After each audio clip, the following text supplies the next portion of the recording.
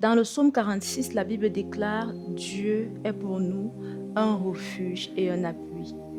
Toi qui regardes Bicom, je te dis bonsoir et aujourd'hui, je t'ai promis de partager avec toi le chapitre 2 de mon histoire. Dieu est pour nous un refuge. Il y a eu un moment de ma vie où il a été véritablement ce refuge-là pour moi. J'aimerais te partager cette situation particulière qui m'a profondément détruite, qui m'a ramenée à terre et dans laquelle l'Éternel est intervenu pour me sortir. En 2023, je faisais face à beaucoup de difficultés, à beaucoup de challenges. Ce qui m'a profondément affectée à cette période-là, c'était que j'étais dans une relation dans laquelle j'étais dépendante affectivement. Et à cause de cette dépendance affective, j'étais addict à la personne. J'avais oublié mes rêves, j'avais oublié ma vision, j'avais oublié mes projets. Je ne vivais plus pour moi, je vivais pour cette personne-là. Je ne croyais plus en moi, je croyais en cette personne. J'avais sacrifié tout ce que j'avais comme plan pour bâtir ses plans à lui, pour bâtir ses plans. Mais ça n'avait pas suffi. Quand il voulait, il pouvait décider de mon humeur. Il pouvait se lever le matin, il sait comment faire pour que je passe une sale journée. Il pouvait arriver à midi, il savait comment réagir pour me faire perdre ma joie de vivre. Dans cette relation, je commandais l'amour. Je commandais d'être considérée, d'être respectée. J'avais perdu ce qu'on appelait la dignité. J'avais perdu ma propre valeur, mon estime personnelle. J'avais perdu toutes ces choses.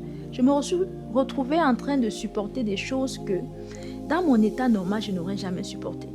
En train d'accepter des choses que je n'accepterai plus jamais de ma vie. Aujourd'hui, combien sommes-nous qui vivons dans ce type de cas, qui mendions l'amour? Combien sommes-nous qui nous sommes oubliés pour plaire aux autres? Et malgré tout cela, nous continuons à être malheureux. La Bible déclare dans le livre de Matthieu: cherche premièrement le royaume et la justice de Dieu et tout le reste te sera donné. L'Éternel n'a pas dit que l'argent te sera donné et pas l'amour. Il n'a pas dit que l'amour te sera donné et pas la paix. Cherche simplement Dieu et tout le reste te sera donné. Parce que Dieu est pour nous un abri. Il est pour nous un refuge. Celui qui se cache à l'ombre du Tout-Puissant, il est sous un refuge sûr, un abri sûr et un abri intarissable. Alors toi qui traverses cette situation, à combien de personnes t'es-tu plaint?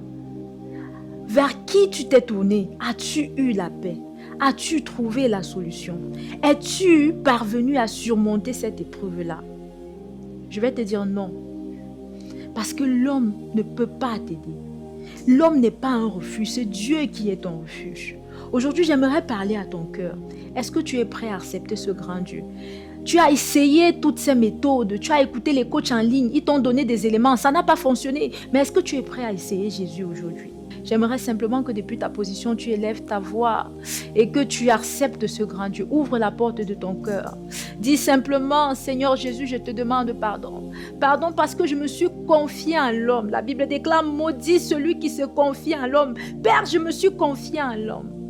Et j'étais négligée, Seigneur, je te demande pardon. Seigneur, je me repens de tout ce que j'ai fait qui ne glorifie pas ton Saint-Nom. Et je t'accepte aujourd'hui dans ma vie comme le Seigneur et mon sauveur personnel. Viens et prends le total contrôle de ma vie, Seigneur. Efface mon nom dans le livre de mort et inscris-le aujourd'hui dans le livre de vie. Merci, Seigneur, parce que tu m'accueilles aujourd'hui au milieu de tes enfants. Merci. Si tu as sincèrement fait cette prière, j'aimerais que tu comprennes que ce que l'Éternel a fait dans ma vie, il est bon et juste pour le faire pour toi. Il n'attend que toi. Il n'est pas venu pour ceux qui étaient qualifiés. Il est venu pour toi et moi qui avions le cœur lourd. Il dit: venez à moi, vous qui êtes fatigués et chargés, et je vous donnerai le repos. L'Éternel t'appelle aujourd'hui. Est-ce que tu es prêt à l'accepter? J'aimerais te dire que l'émission c'est Bicom et je suis à ta disposition. Si tu as envie de parler, si tu as envie de partager cette histoire qui te tourmente, écris-moi simplement sur le numéro qui est au premier commentaire.